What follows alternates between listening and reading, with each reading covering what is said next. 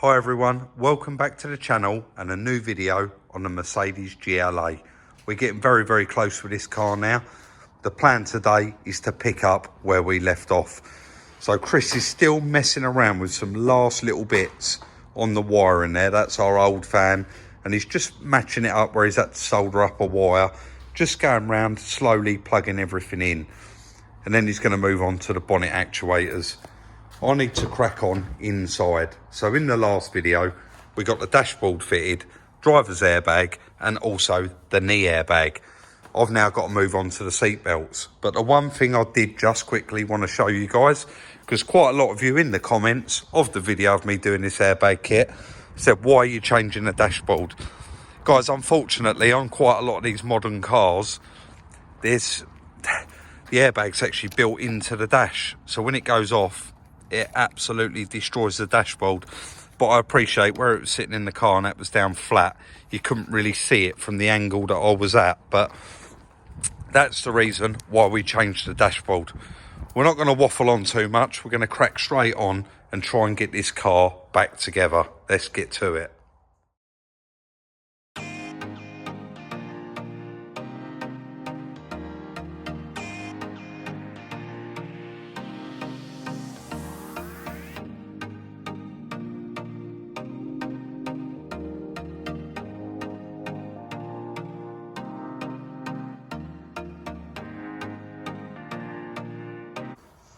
The seat belts themselves, very simple there. You would have seen just 3 star drives. I'm saying you could have seen, you probably can't see, but we've got a star drive up the top here, got one in the middle about here, and then one at the bottom, and just one little plug.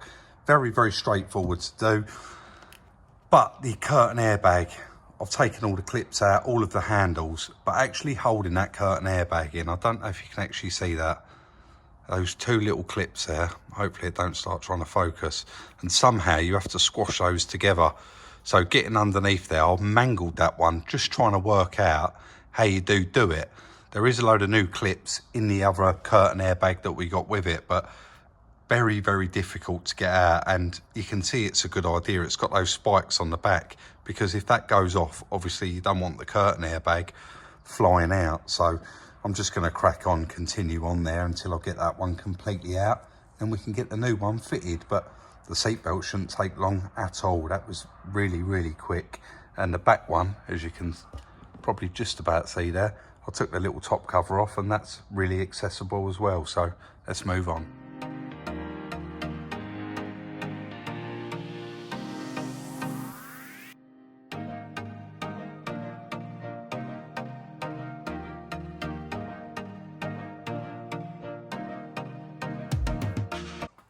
I'm not going to lie, guys, that was harder to do than the dashboard.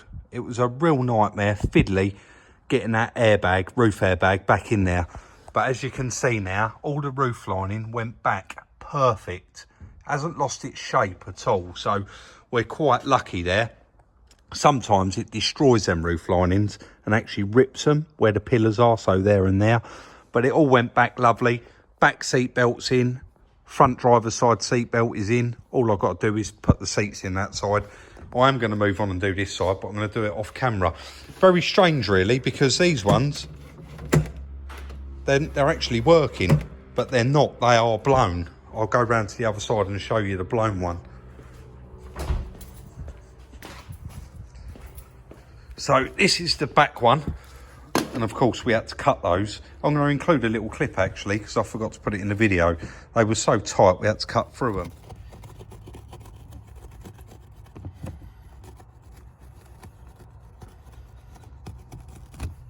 Do you want to do the other side, mate?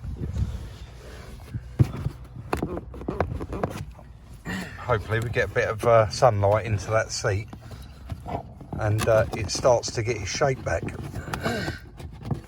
Tight. Do you want me to hold it out of the way?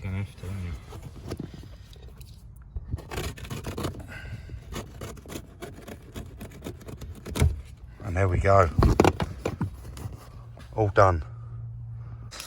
But this is a new one, and the old one here for the driver's side actually blows the sticker off. See that little sticker? It's actually blown it off, the force of it. Anyway, that's 2 down and 2 to go. Chris has just taken out the diesel oil filter. Got a nice new one there. I went and picked that up this morning. And the old one's in there. We're going to do a nice oil and filter change on it before we turn that key. It is getting close though.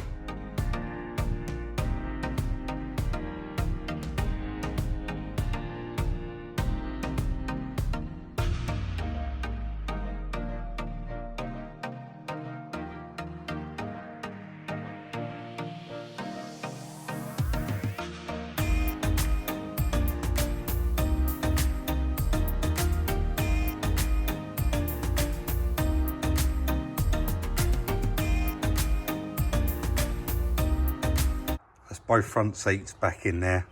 All 4 seat belts here are now done, so the 2 back ones and the 2 front ones. Not the base, sorry, the back of the back seat.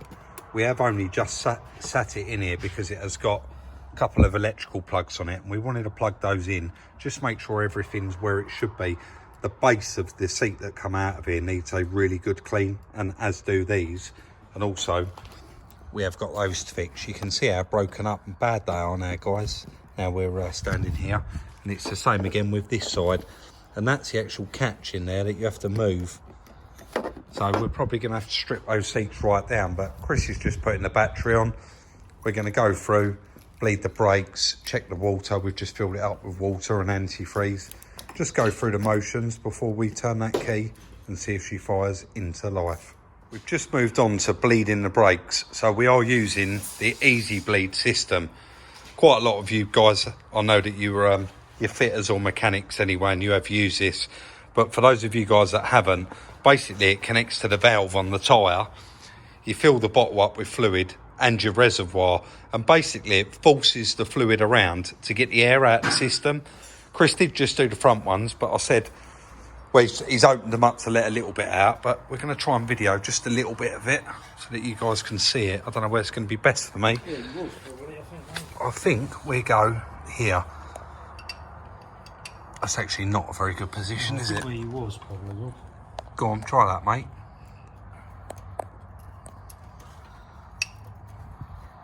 So you can see the fluid coming through the pipe now. And there will be quite a lot of air in that because we've had the system completely open and had that ABS pump completely removed, so we're not getting much air through there at the minute, but there's going to be quite a lot in that system, Chris, isn't there? I thought so. Yeah, guys, sorry, this could be like waiting for paint to dry, so we're going to crack on. Basically, once all the air's out, we nip that up, and then here it comes. That was handy. I was just about to cut there. So as soon as we got all of the air out and there's no more bubbles in it, we'll move on to the next one opposite it, the other side. Got the last one here, guys. Hopefully the bubbles come. Yeah, there's quite a few in there already. You can see them all there. It looks really good, actually. Because we've had that ABS pump off, we really are letting it pump through twice as much as we normally would because the system was completely drained. It's looking quite good already. There we go.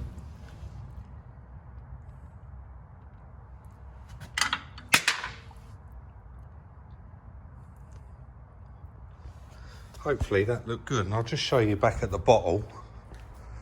You can see that was full up. It's now about halfway down, and why Chris has got that open, if we stand there and watch it, you can actually see it going down in the bottle.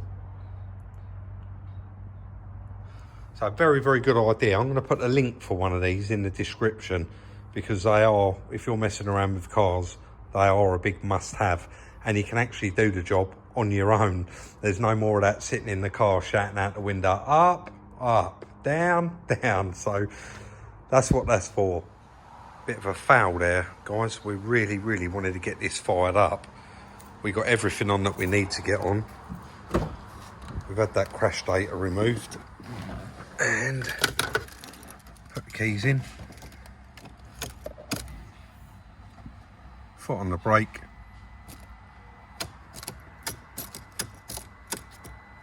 Nothing. Not doing anything at all. Even in neutral. Not doing a thing. So I rung the auto electrician. I actually rung a mate that has had problems with a late Merc that he repaired. He said, Rob, that's got to be plugged into a star machine and have the crash data removed out of the body control module. It's not starting because it's in safe mode. So we're now going to have to load it on the truck and take it over to a Mercedes specialist and get this plugged into a star machine and have that removed from that system as well. So all part of the process.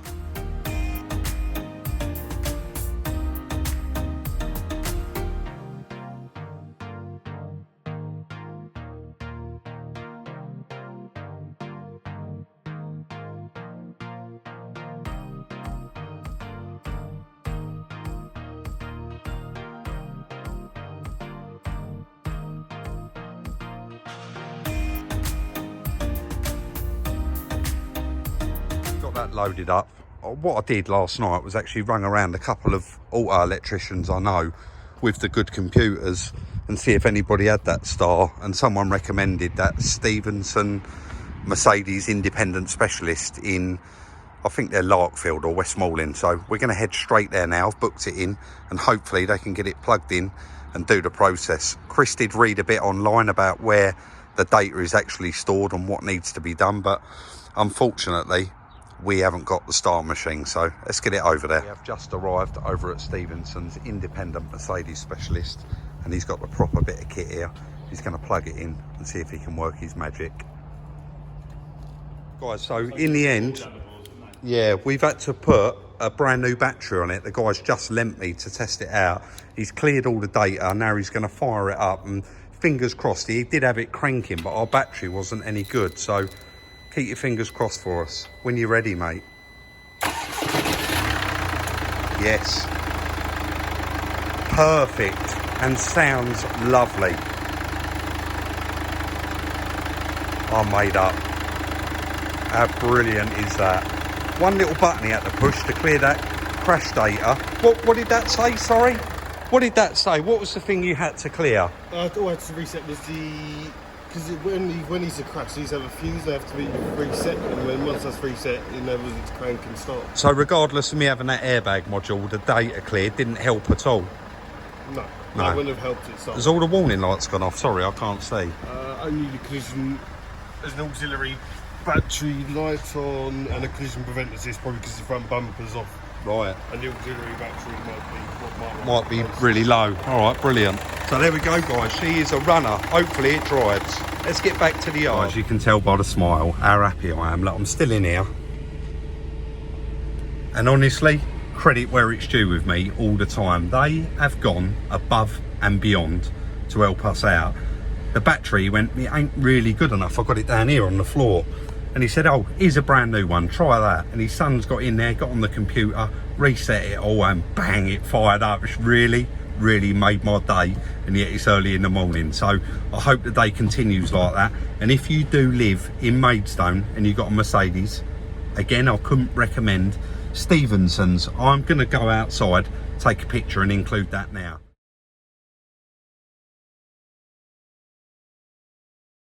Fantastic people, very friendly and really helpful. Let's get back to the yard, tell Chris the good news. It goes nothing. Does it drive, Chris? It was driving all right when they crashed it. Is that rolling or reversing? Go a little bit that way to miss that strap with the front wheel. That's it, now straighten up. We have got the under trays off it still, so that might bang around a little bit. Lovely. Yes. You're going to have a run up the gate and back. So nice to finally see it on its own wheels, running and driving.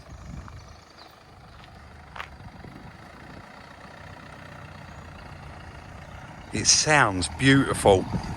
I was really worried when he started, that guy, because he's got it in manual, I think, and he ain't realised.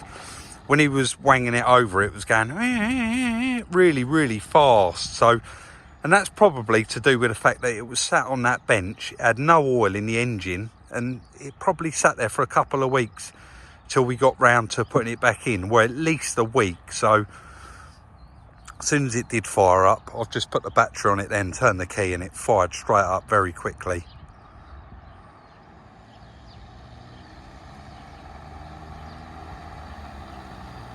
It's changing gear okay.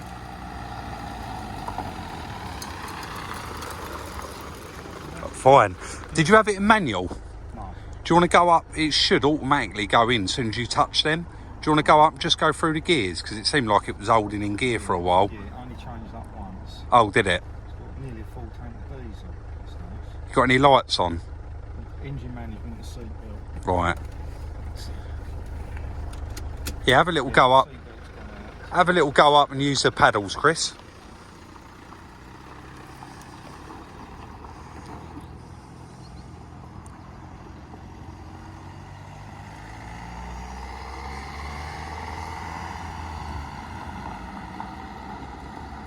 You may have to select those paddles, but he just said it seems to pull and drive all right. It won't be till we get it out on the road, get it tracked up and get it completely checked over, but I'm happy with that. Let me know what you think in the comment section down below. It's been quite a long-winded one, this, but we see how bad it was hurt in part one, and it is, there was no getting around trying to do it any quicker, I'm afraid. It takes as long as it takes. So there we go. Perfect. Let's put it in the yard. When we get this far, guys, you know we're getting close. It is ready for the paint shop, and of course, as soon as it comes back from there, it's going to be crunching the numbers. So we got one more video on the GLA, but look at that from the state it was in. In fact, I'm going to try and include a picture now of how bad this car was. Really nice over that Stephensons that helped us out this morning. I really do appreciate that. And the guy said, where was this one damaged? And I told him about the chassis legs, what Chris put in. And it does just show that Chris did work in a insurance approved garage, because he said to me, well, where's he joined it then? I said, it hasn't been joined, it's got a new one in there. And he was very impressed. So there is quite a lot of little bits of paintwork around this car that I haven't shown before, and you probably wouldn't have noticed. So the wing got the edge of the door there, so this door is going to have a blend. Also, the wing got the bottom of the A pillar, you got a little dent there and a scratch here, so that's going to have to be repaired and done. This side is okay, apart from a lot of bush scratches. Let me try and get a bit closer. Can you see that? Yeah, you can see those now, but they are all polishable, they will all come out. Round the back, it's all fine, but the silver bit on the bumper has got a little scuff there, a little dig there, and there's some more there. So we'll be having that one done anyway. And then round at the driver's side, again, a few bush scratches, but quite a lot of little marks down the edge of the door there. So, and there's some there as well. So what we'll probably do is give it a good wash before we take it round there, and then he can go round and see what he wants to paint on it. But that bonnet would have been ideal. They are the only marks on it. And again, let's get a bit closer. You can see those, and they're from storage where they had the bonnets all stacked up next to each other. But well happy. Guys, a massive big part of what we're doing at the moment, the projects, this was the biggest one. And to now see it on its wheels, starting and driving and ready to go to the paint shop is always an epic day for us, because it's just got to come back, we've got to fit it up, crunch the numbers, and it will be ready. So that is going to be the end of today's video. As usual, we do hope that you did enjoy it, and if you do, please do give us a thumbs up. We really do appreciate it, and it shows your appreciation. Check out the merchandise, the link is in the description. Like, subscribe, share on all your social networking sites, and we'll see you later in the week for the next one.